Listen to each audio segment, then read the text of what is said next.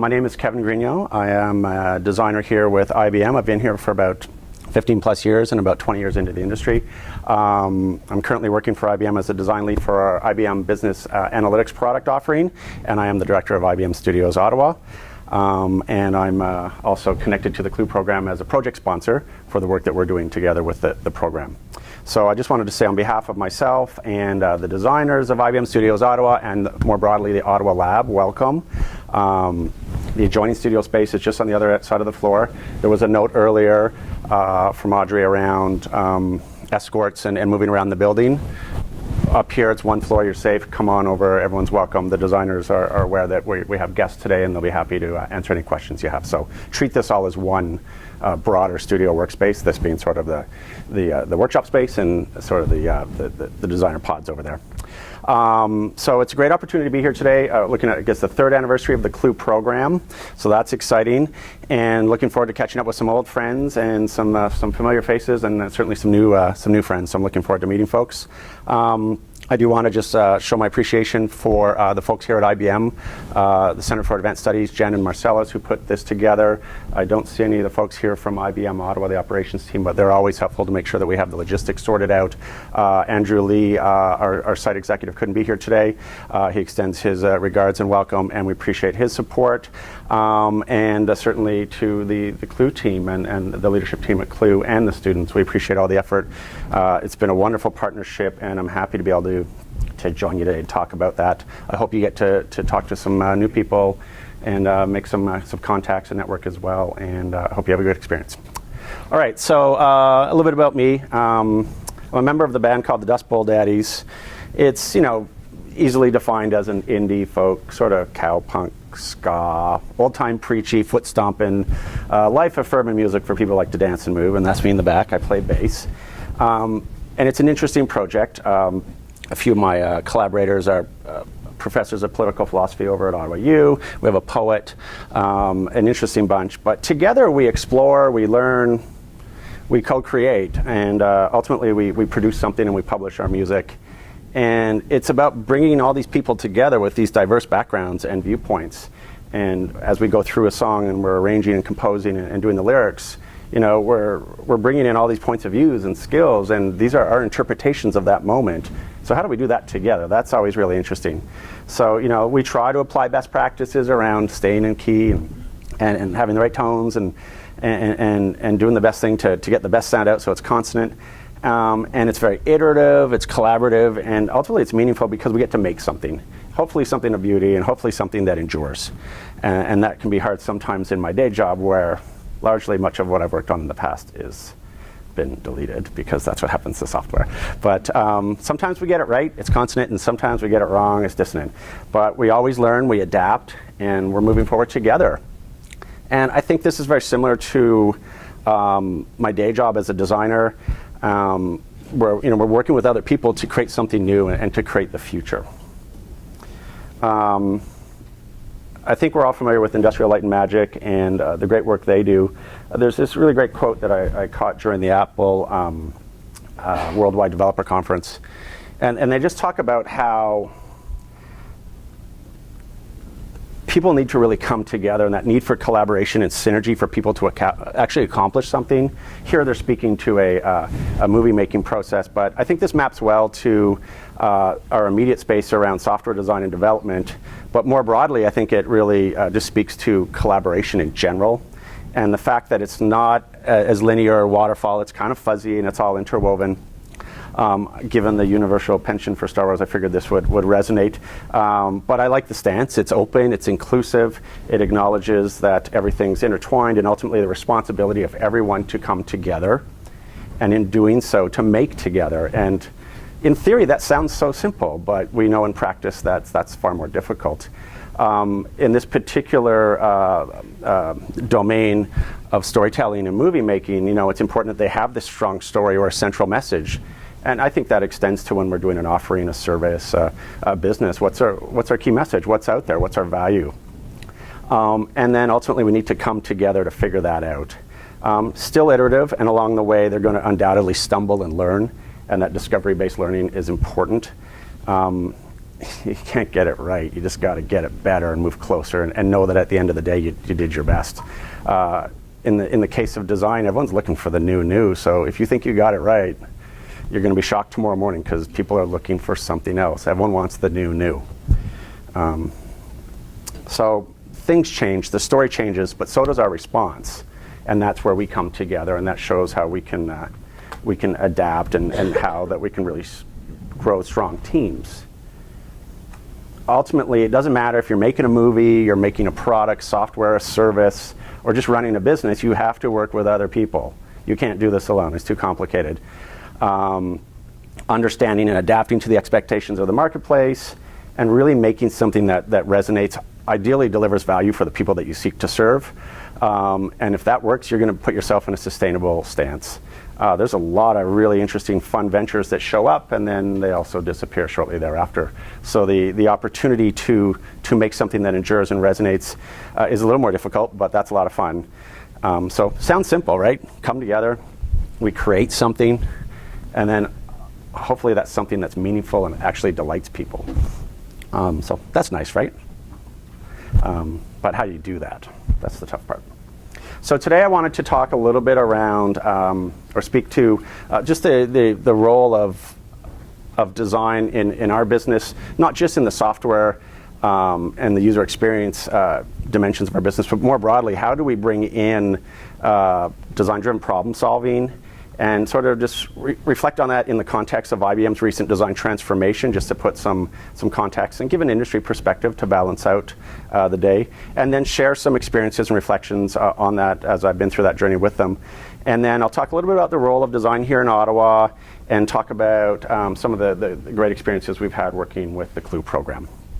I think by doing this, I'm hoping that we can come to a better shared understanding of the current state of experience design, and to appreciate that it's not only for experience design for technology, and I know this is still a young science, and it's only a few years out, and it's codified, and I know, like, I remember auditing programs at Carleton years ago because formal programs didn't exist. Now there's structure, it's getting there, but it's still quite young in the design space. And so to think that it's only user experience for design, user experience design and design experience for technology, I think is narrower. I think we're seeing a much broader view of this now, where it is for service, it is for business, and ultimately those people are just designing for people, right? So it's not for the sake of the technology itself, it's just designing for humans and the things that they want to do, and ideally do together. And the best application of that technology is when it becomes transparent, fades into the background, and then the beautiful interactions can happen, and good things happen there between people. Just to set a baseline, because I understand we have sort of a diverse audience, talk a little bit about how we see design here at IBM Studios and what our definition is, just so that we can sort of align on that as we move into the talk a little bit. For many people, design is the branding, right? It is the visual, it is the graphic design. It could be interior design, it could be fashion. And I think these are all valid interpretations of design, but none of them really get to design in the way that I want to talk about it today. So I'd like to sort of start off with this definition, where design is the purpose, planning, or intention that exists behind an outcome, action, fact, or material object. And it's interesting because this doesn't talk about aesthetics or color or typography or imagery. Purpose, planning, intention, it's pretty foundational words, right? So if we distill it down, design is the intent behind an outcome. This comes from a colleague of mine, Adam Cutler, formerly of Boston, now in Austin, and I believe he and Jared Spool sort of have a similar stance on this. I think it's pretty clear that when you look at it in this sort of, with this lens, that this could be about me putting my wardrobe together for the day, the meal I'm going to have, the meeting I'm about to have, the things we're going to crunch on. It's really an opportunity to really expand design beyond what people sometimes get into as a typical, like, the design of that, and think more broadly about everything around us. And as we would all agree, everything around us is designed. Just to bring you back to some of the history of design at IBM, we had a design program and practice in place in the early 50s, or mid 50s. And there was this amazing constellation of designers: Elliot Noyes, Ray and Charles Eames, Paul Rand, even Jim Henson sold his first film to IBM. I believe it was Cookie Monster eating some technology. So an amazing group of people. Paul Rand, certainly a really famous graphic artist, was responsible for the IBM logo type, as well as GE, NBC, all these things that we're very familiar with. And Ray and Charles Eames are, I'm not sure if they're mathematicians, scientists, or I'm not sure what they do, but they seem to do it all, and they're an amazing couple. When you show this to a millennial, they get very impressed that the paper actually just goes in that little slot there. I can say that, I have this now, so that's good. You know, the IBM Selectric, and by show of hands, anyone ever use this? Yeah, it's pretty awesome. It's so heavy. There is one at the end of the hall. You can check it out. It weighs like 100 pounds. It was the iPad of its day. That's all I can say. And when this came out, no one wanted to use the old swinging arm typewriter ever again. So pretty interesting.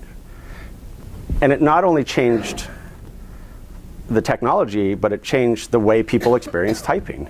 And it had a few little things in it that were pretty amazing, and it's full of patents. There's so many pieces in this thing, but it's about the performance and the feel. And here's an example of some of the technology. I know this seems so basic compared to today, but at the time it was revolutionary. You could actually change the heads, get different fonts, support different languages. It was a big deal. A lot of moving parts. So, you know, we have this rich culture of design at IBM. You know, when you first bought an IBM system, you came to us because the computer was the size of this room. I believe there's a Mad Men episode or series of episodes where they talk about the acquisition of this technology from IBM, and it was like filling up a whole room. You have more power. Well, this has more power than that probably.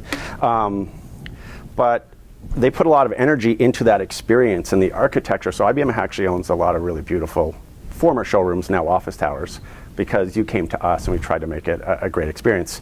And then in between that hardware transitioning into personal computing and software phase, we and many others sort of lost their way around the importance of design in enterprise. In those days, technology was purchased by someone in the business, and everyone in the venture who purchased it was like, hey, we're using this now, good luck with that. And someone would come around with floppy disks and install it on your system, and off you went. And there wasn't really any choice there. Today's much different. But so for a long time we kind of lost our way, but we need to sort of get that back. Things go in waves. People familiar with this product, right? Considered one of Apple's biggest failures. Yet oddly at the time it was right in the space and what people wanted to be doing, but it just couldn't seem to take it off, right? And who do you think was in charge of the design of that? Well, my understanding is Johnny Ive. Well, we know that he went on 10 years later to do something that's pretty impressive and probably affects the way that most of us, likely all of us, integrate technology in our lives today, right? They're the same team that came out with this. So what's the difference? Same problem, same market, X factor, and some support from the top. At Apple, they found that it was too difficult, too expensive, too problematic, too difficult for the supply line just to make it. The business pushed back on itself. And so Steve Jobs came in, promotes Johnny Ives to VP of Design, making design a priority, not just for the things they work on, but just bringing it to the business. I understand that Apple still has, even for its development candidates, as you're looking to join the company, that there's actually a design component to that test. So that there's not a lot of effort spent activating someone around design, but everyone comes in with sort of a design baseline. So pretty interesting to see that you can have a need, you can have a solution, but it doesn't always get there. So just getting design to be appreciated and consumed in the context of business and integrated in a way that's meaningful is difficult. And so articulating the value of design to the C-suite, you know, is what a lot of us have been doing for many years, and we still don't have a clearer story on this. There is data that is emerging, and we do have some internal data points at IBM that are really helpful. We do know that at the end of the day, we need to deliver, like the business rather, needs to deliver solutions that work, that meet those business needs, and to be a differentiator these days, yeah, it's got to be delightful. It's got to be something that's engaging, right? So a few simple examples, but you know, this is how a lot of companies approach developing something new, right? They break it down into a list of requirements and pieces. But as we all know, like, this is really not an experience, that's just parts. This is the user experience, right? It's beyond the parts. It's about the expectations of this individual riding this bike, the experience of riding a bike. The wind, running through the helmet, cooling them down, the dirt kicking up. But the mountain biking experience isn't everyone's experience. We have lots of different ways that we can experience the bicycle, and they're used in many, many different ways. I used to live in Shanghai briefly for a few years, and I would cycle in these pelotons. It was exciting. Again, other people make tools, things that help people, and they focus on that. But that's not really, that's just a thing. It's just a tool. This is a wonderful experience. But let's go beyond product now. Let's go to service, right? So hailing a cab in the old days, there could have been, there's risk here. He could just be passed over and over again. He's well dressed. It's not wet out, but he's going to get covered in dirt and dust, and things just don't always work out when you're trying to hail a cab and competing with others. Enter technology companies that introduce ride sharing and gig economy for transportation, and that's a pretty sweet experience. No payment to deal with. You have a nice little interaction with the driver. Really takes a lot of the stress out of it. So a great experience. We're seeing other changes as well. A lot of different payment devices, whether it's on your watch or tapping. I'm sure we'll find rings and earrings and other devices or implants, and we're not far off on much of this, but certainly paying with even just your debit card to tap.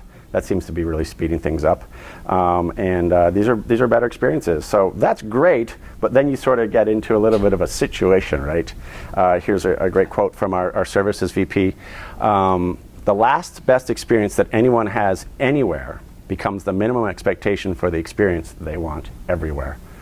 And that's a tough one to keep up with, because as we raise the bar, it makes it difficult to sustain that. In the past, we just focused on the tech. That was easy. It worked. It was hard to see the numbers, but it worked. And then we started getting into some features and functions, and it went beyond that. It was no longer about that. It was about the experience.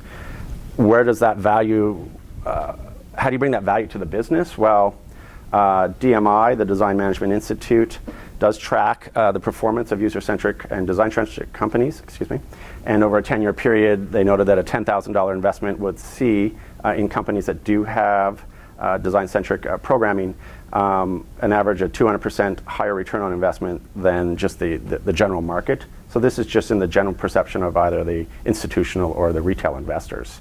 So certainly we can tie this down to the bottom line for business, and they like that. So IBM, appreciated that we had great design. We kind of lost the plot a little bit. And so starting in 2012, shortly after the arrival of our new CEO, we started to put that focus on design again. On her second day on the job, our new CEO at the time, and current CEO, Ginny Romty, she really made it important for everyone to appreciate that the client experience across the board, not just with the technology, but the interactions with our staff, the experience of internal clients, that we have some internal service lines, this all matters. And the experience we have with the company is how we're going to sort of differentiate ourselves and sustain ourselves. And we're at about 107 years and ticking. So for a technology company, we're doing okay. IBM is an innovation company, but the landscape is constantly changing, so we're constantly adapting to those changes. The human landscape is also changing dramatically. In the years ahead, 50% of our choosers and users, our baseline customers, will be millennials, and their experience is very different in terms of the integration and technology throughout their lives, the level of engagement that's expected from an employee compared to maybe some of the older folks who had a different experience. And so we have to really look to deliver products and services and deliver employee experiences, really, that have this amazing, deep and rich and delightful experience, and really complement what the people are getting in their social life and the expectations that are developed from the consumer experiences they have. Because all those consumer expectations have come to enterprise. In the age of abundance and choice, if you don't like that crazy enterprise app that someone's making you use, you go get yourself another tool on the web and you use that. We all know what we do when we have an app on our phone that we don't enjoy using. Bye-bye. It doesn't take long, right?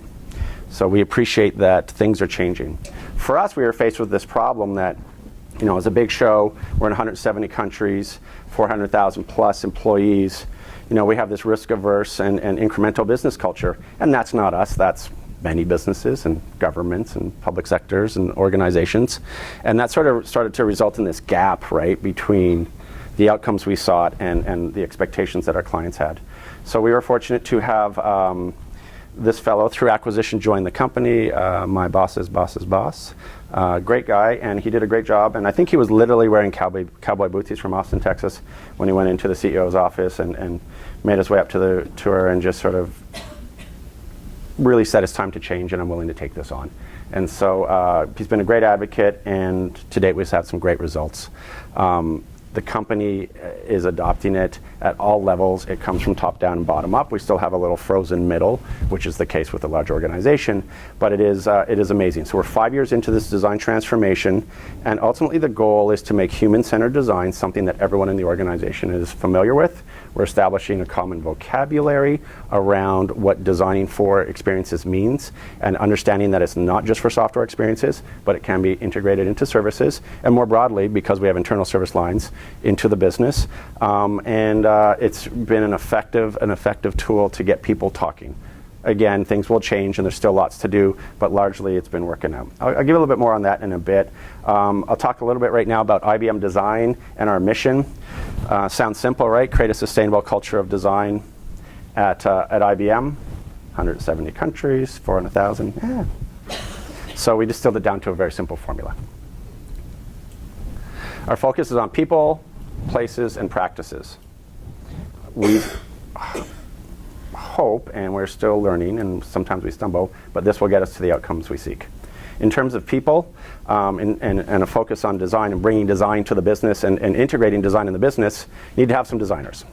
So we're on our way to hiring, hopefully we'll get up to 1,500 designers globally by the end of 2018, which makes us, I think, the largest product design organization in the world. But we're trying to nurture a group of egoless, collaborative designers. And we start to breathe that empathy into our teams and help them appreciate that they need to understand what's going on in their users' minds and what journeys they're going through in their daily jobs.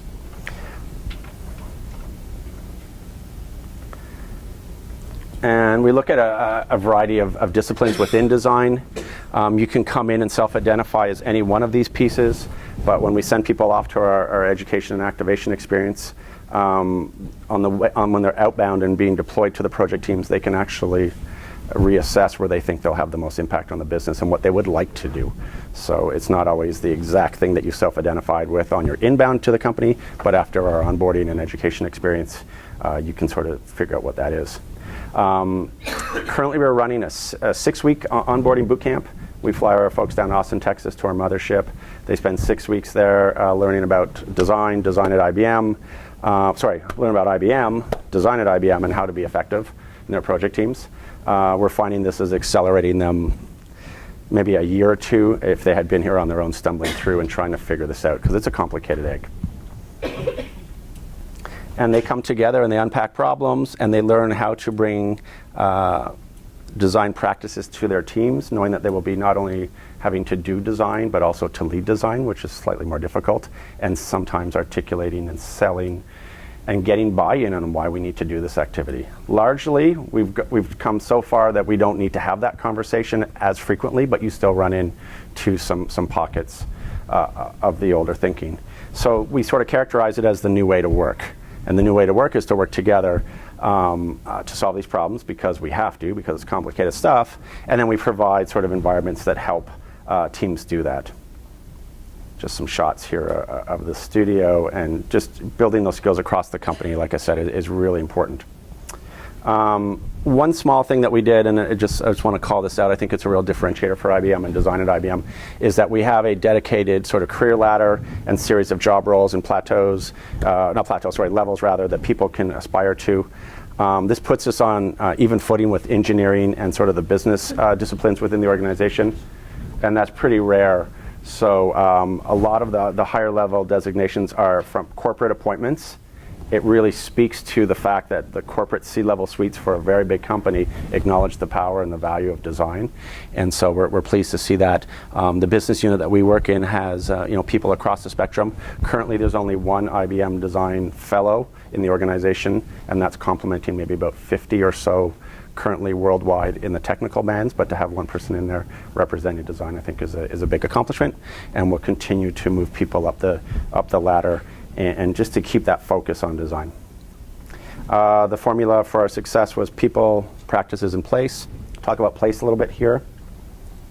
IBM Studios are really about providing a platform for IBMers and our clients and people just to come together and solve problems. And we're looking for multidisciplinary teams to come together to collaborate, users included, right? So we want our clients to join us in the studio. So we make these spaces open and accessible.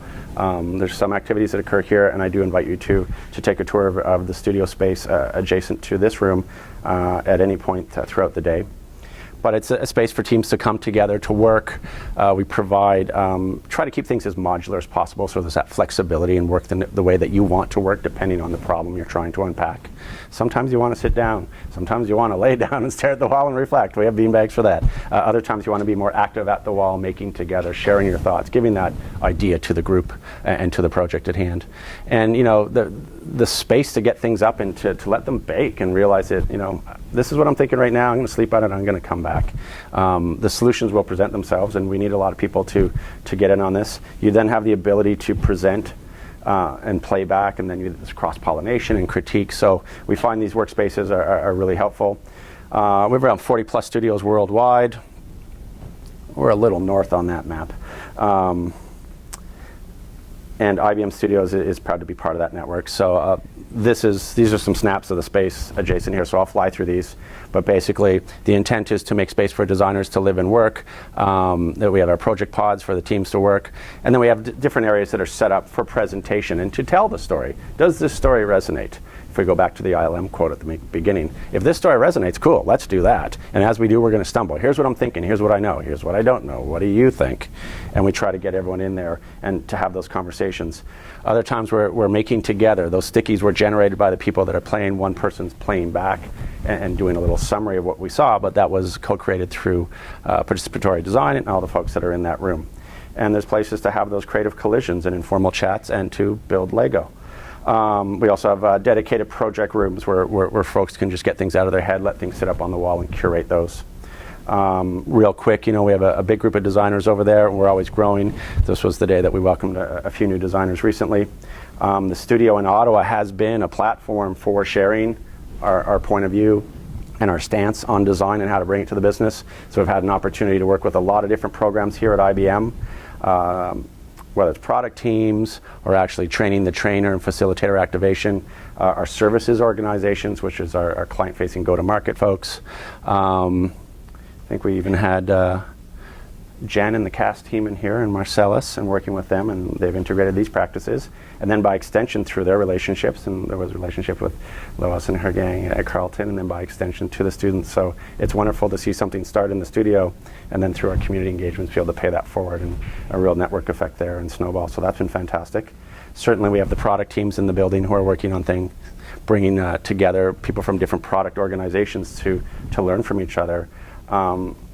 This is one of my favorite pictures because this was the day that the designers who typically live in the studio, even though we invite people up to work up there, we have the pleasure of actually inhabiting the space.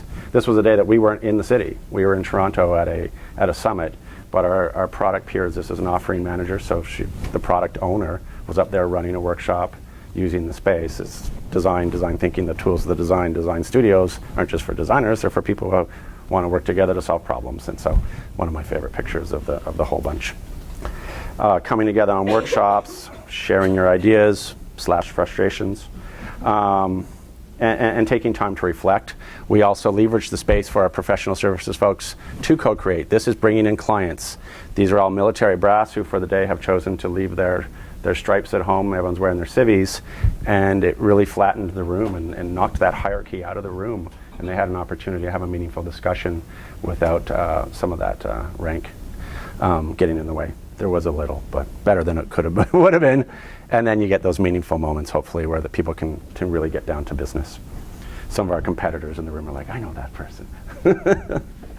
And then I think the funnest thing is for the good of the lab, right? The corporate engagement, the things that we do. And this is really about bringing design to the business. So working with our corporate folks here who serve, as a service line, serve the lab and all the employees. And they want to make this a great place to work, right? And recognizing that they can incorporate these practices to better understand the people they serve. I think they have over 18 different business functions, and they largely are serving people. So design works for them. They're not making product. It's not an external service, but it is an internal service line. So by extension, everyone in the building is their client. So working with them to go through what they need to work on, educating and activating them and making them a partner is really exciting. Also helps when you want to expand your studio if you have some buy-in with these folks. But a great partner, we're super pleased. And then even beyond the good of the lab, it's the good of Ottawa. Why is it important to have IBM in Ottawa? Okay, some people work here and they go to the restaurant and they have lunch, and that guy buys a carpet over there and he gets gas. Okay, great economic impact, but there's more than that. There's that community engagement, the opportunity to connect with academia, different groups, different communities, people who want to do things. We want IBMers to go out and be engaged in the city and in this environment. We want to bring people in and share the resources we have. It's a $1 trillion company.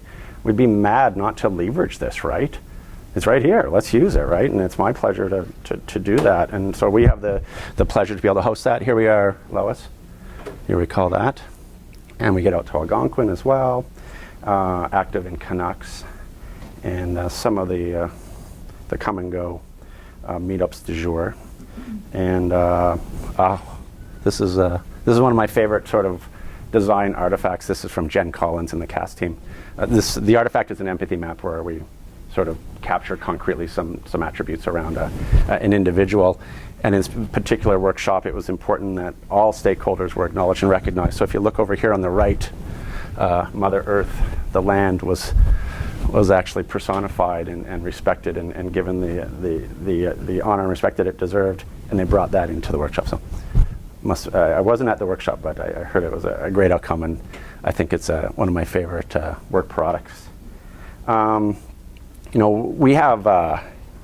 We have a corporate service corps here at IBM. It's like a service corps, a Peace Corps, Doctors Without Borders, whatever. We send folks around the world just to go and help out in different communities. And we actually have the organization that manages that global program in Ottawa. So just reaching out with them to see how they could deliver a better experience for the people on the ground that work with IBMers as they solve problems throughout the world. These folks were looking at how do you use technology to enable young people in West Africa to take some ownership in their communities and to be drivers of change. So very powerful stuff. There's also national events as well. PM. All right. People, places. Looking at the time here, about 35 in another 10 minutes or so. Sure. You tell me. Yeah, well, it'd be nice to leave a couple minutes for questions. Exactly. Okay. So where are we in actual time of day? 11:50. 11:50. Okay. Well, I'll move along then. Okay. So at IBM, we've spent a lot of time bringing design thinking to the business, and I'm sure most of you are familiar with this. It is a generations-old series of design practices, as codified by Stanford University and the D School, and then brought to business through IDEO. We've taken that. We did work with IDEO on this. We've taken that and sort of reshaped it for our needs. But essentially, it's a focus of human-centered, outcomes, and the fact that we need to build empathy for the people you serve, and that to deliver that at speed and scale requires us to work together. So this really reflects the problems du jour, but it's about understanding people's needs, collectively as a group forming that intent, and then delivering these outcomes at speed and scale. I'm going to jump over some of these dimensions of design thinking, but I would invite you to visit ibm.com/design, and we'll put these URLs on the wall later, /thinking. So ibm.com/design/thinking. All of these materials are up there, and you can take a look at those. In fact, I will play this video though. One really cool thing. Oh, pardon me.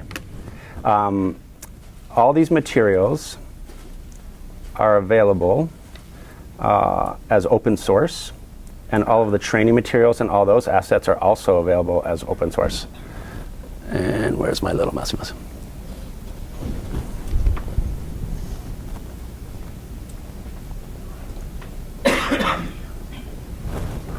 Okay, let's just get this. Apologies. Oh, it's not showing the TV. Okay.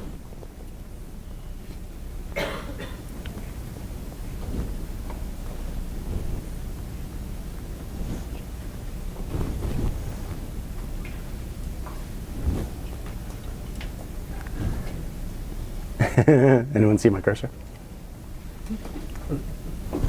Tom, where's my cursor? Oh, here we go. Okay.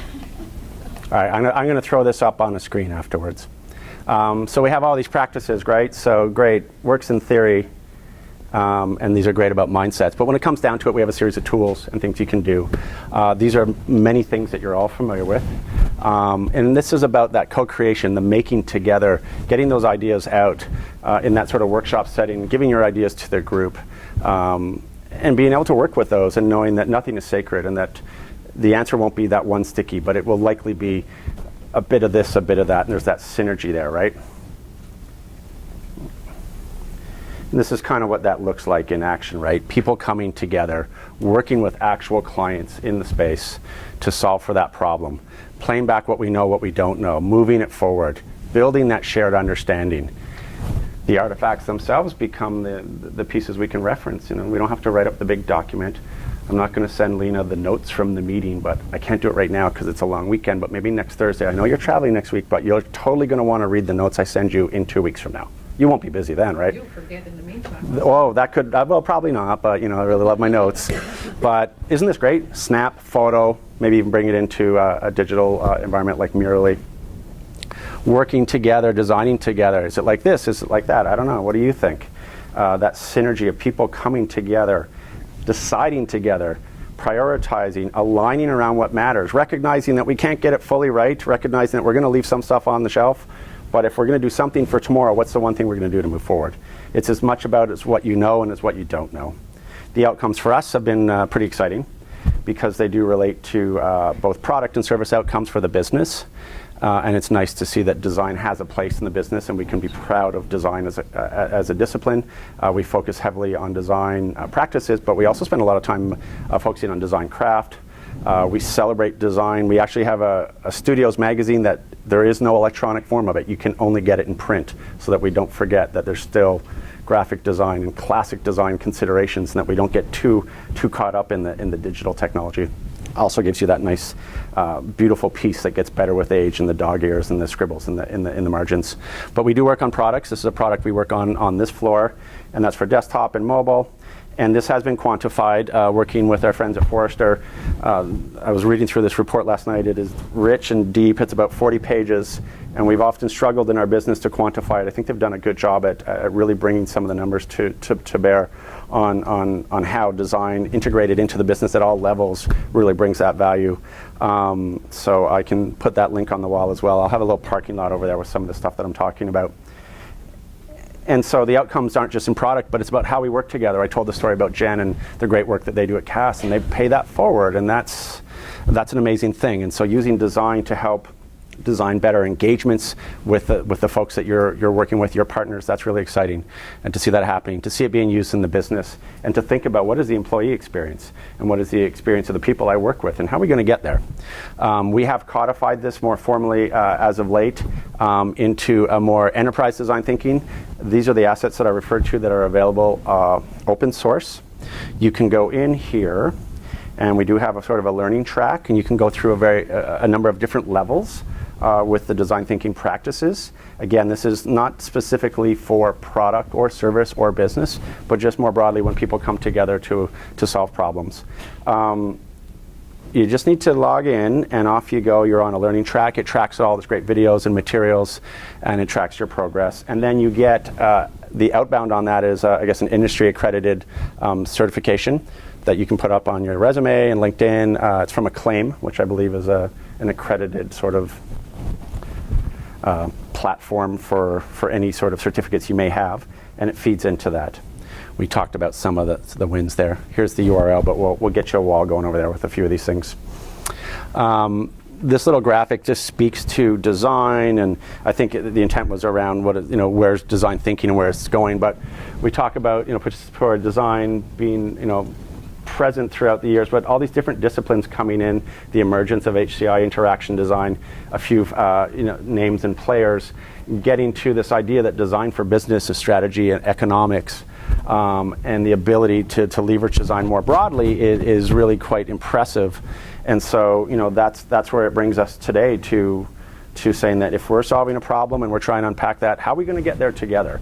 And so I think I've sort of said that many times, but for us, that's just really what it's all about. And to that extent, we're seeing this emerge in academia as well. At Stanford, if you attend D school, I understand it's not really an accredited course. It's rather sort of it's something that you audit. And the intent is to bring people in from all over the school. Hard to see here, but we have folks from business, mechanical engineering, design, different disciplines coming together.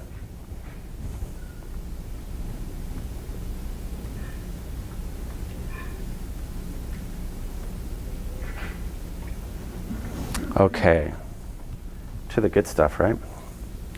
So we were fortunate to be approached by Center for Advanced Studies, who was working with the CLU folks, and had an opportunity to bring on some interns to work with the studio.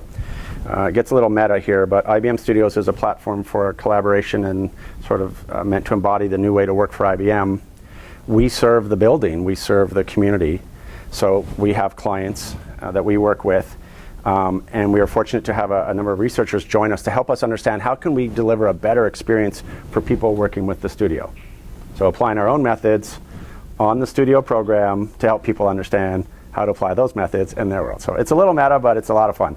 And we had the opportunity to work with Robin and Danielle, who are here today, and hopefully you can bump into them later and find out a little bit more. But working towards solving that problem. We know what the studio does. We do have a sense of who we are, what value we deliver to the business. It is a business program like any other. It just happens to be oriented around design.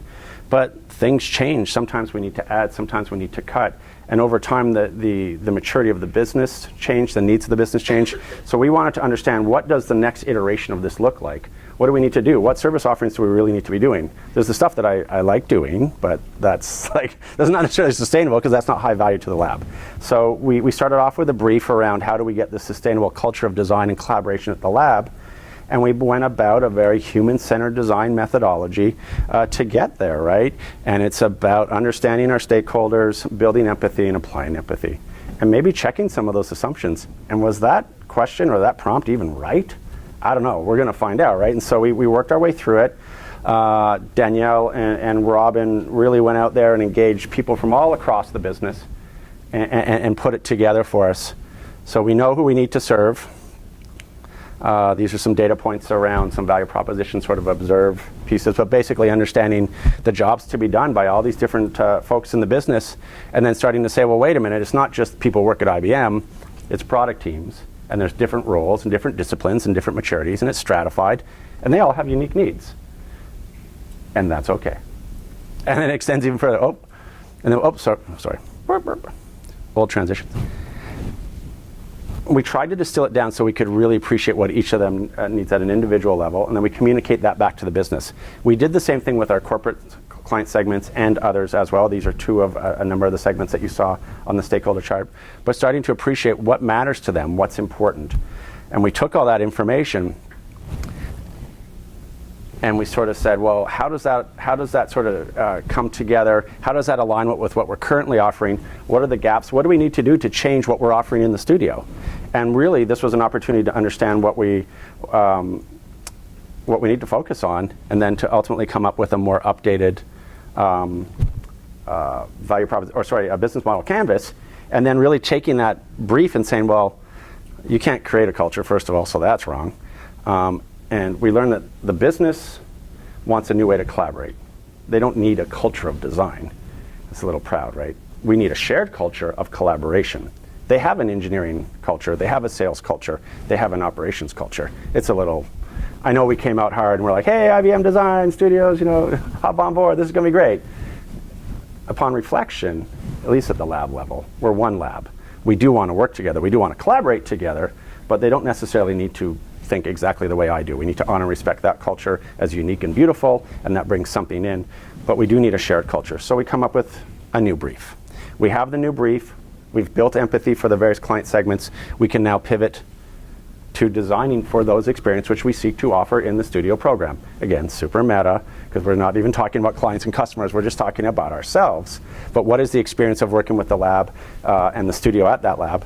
And so subsequent rounds of Clue interns, John and Lucas, who are currently with us, they are here today as well, went in to unpack this problem and are taking very specific prompts for the things that we'll be offering. Now for those concrete offerings, we can design for that experience. Now we can feel very confident that we're aligned, that we're doing things in the studio program that meets the needs of the lab so we can get to our broader collective goals. These are some work products. From that insight comes out the things we need to work on. We can start to express our intent. One way we express intent at IBM is a thing called a hill. It's just a statement that says who, a what, and a wow. No how in there. The solutions will present themselves. We need to be aligned on this before we start making it. If we just go into the how and we don't know for who and why, we're going backwards. With that intent, we're now taking those need statements, the empathy we built for the individuals, now we're able to apply it. Now we're ideating against these need statements. We will continue to do this, and this is kind of where we are in the process right now, so it's to be continued. But we will continue to do that. We will open up to our client segments, the people that we are actually serving in the building. We'll open up to a wide range of possibilities. We'll grab the best of each and pull it together. The outcomes for us is that we get to apply our own practices, because sometimes when you get into the thick of it and we're working on product and we really got to go fast, the business is like, we don't have time for that, and this has been a great workshop and love the fanny pack. Just going to go back down to my cubicle and code now because I got to get back to work. And you're like, no, this is the work. But you have to balance these things, right? And so we did get to apply it in a nice pure sense. Clearly, we built empathy and applied empathy for the client segments. We were able to derive those concrete need statements, map those out to what we do, and then identify opportunities to then design for that. And that's where we are, to be continued. That'll come. In closing, a few reflections on just working with Clue and how amazing that's been. First of all, I just want to acknowledge that this is amazing talent in the program. The diversity of skills, background, experience, thought, coming from different disciplines is really impressive. Certainly in the studio, we hire for designers that have certain expertise because we're designing to make software. But when we apply design to the business, that's for everyone. So that diversity and all the different perspectives and that breadth of view that comes with it, I think is so beautiful and so powerful. Initially when we started with the program, I was sensitive to the fact that usability is in the Clue name, and I was a little worried about how we were trying to expand that definition of design, right? And so for us, it's usability and beyond, right? And so I think our experience with the Clue interns has delivered on that. One of the exciting things is that for me, in our program, I wasn't just seeing a Clue intern as a free resource. My business plan isn't built around, if I don't have these resources, we go under. I'm not tying them directly to the outputs and the outcomes of the business. I have the luxury of doing that. If other organizations do actually put them serving clients and getting to outcomes, that's great. In my case, I am serving clients, but it is internal. But by doing that, I was able to insulate a little bit to keep the process a little bit pure. We had talked about what the goals were for the students to be here. I wanted to make sure they got there, and I wanted to make sure that we could take time to really apply our own design practices and to work on the business, not for the business. It wasn't, we have a client who's expecting this tomorrow, can you get out the door? Again, balance. That's going to be needed. In this case, I was able to have these interns join us to working on the business, and then in terms of leverage and by extension, that's going to have a multiplier effect. So for me, they could have joined my product team, and there was a lot of tasks to do. I see more value in creating those conditions for success, scaling it across the entire lab. So for me, I really wanted them to work on the business and not for the business. Again, this is something people will have to balance, and not yin-yang 50-50, but more of an active, athletic balance where sometimes you lean over to the business and sometimes you lean over to the clients. For me, again, it's a model project for the design practices. We can now use these end-to-end artifacts to show others how we did it and demonstrate this is how you can design for a business and the experiences that you deliver. Because at the end of the day, business is about people. So if we're designing for people, business is going to benefit from that. I think that I'm most grateful that having that space and that time and the resources to step back, I think it's the gift of reflection. I didn't go deeply into our IBM design thinking mindset, and it has a loop. But one of the core elements is just really about reflection. You know, you observe what's going on out there, you reflect on what you saw, you make something together, you can reflect as a group, and then that turns into a prototype or a program or a thing you're going to do. Then you start to do that, and then you go back and you observe, how did that work? Let's reflect on that. And you're just in motion, right? And I think what I got from, or what I pulled away from the experience was the gift of reflection. That is a gift. We're so damn busy. Yeah, that sounds great. In theory, let's do that. No, too busy. Let's go. We got to get it done. And you know, you hear about people about just getting stuff done. That's great if you just want to get stuff done, but we want to do things well. And so that gift of reflection for me was very powerful. I'm grateful for that. Bringing in that diversity of perspectives on our world, bringing in people who aren't familiar with your business and saying, oh, well, I'm sort of new to this, but here's what I'm seeing. And taking away some of those biases and some of the assumptions and some of the constraints was really powerful. So I'm grateful for that. And in that regard, we were able to truly design for business. A great experience, a great pleasure to have the Clue folks not only come work with the studio, but to be part of our studio family. We're a team, we're a family, we do both things together. So in conclusion, as you work with others, I just wanted to hope that you sort of consider incorporating some of these methods and approaches and recognize that designing for experience goes beyond the screen, it goes beyond usability. It's designing for people. And when you design for people, you're designing for business or organizations or product and all of that. But I just wanted to open it up, and I hope you got a little sense of what our journey has been and how that works. And I would invite you to sort of reflect on how can you bring this into the programs you're working on, the products you're working on, the people you're working with. And I'll also invite you to reflect on how you can engage with Clue and get them more deeper and richer into your work. Sort of leave it on this sort of little quote here from Bill Moggridge from IDEO, who recently passed. If there's a simple, easy design principle that binds everything together, it's probably about starting with people. So I think I've said that a few times today, but I think this sort of sums it all up. So thank you for listening to my story and sharing a few of the reflections on what we've been up to and how Clue has had such a great impact on our team and our program, and ultimately by extension to the people in this lab that join us in the studio to co-create and to make the future for IBM. We are a venture, not a club. We need to do this well. We need to be efficient. We need to be effective. And at the end of the day, they do want us to be profitable. When we do that, good things happen, and it gives us an opportunity then to leverage all these great assets and resources and to be part of our community. So thank you for listening. Thank you for having me.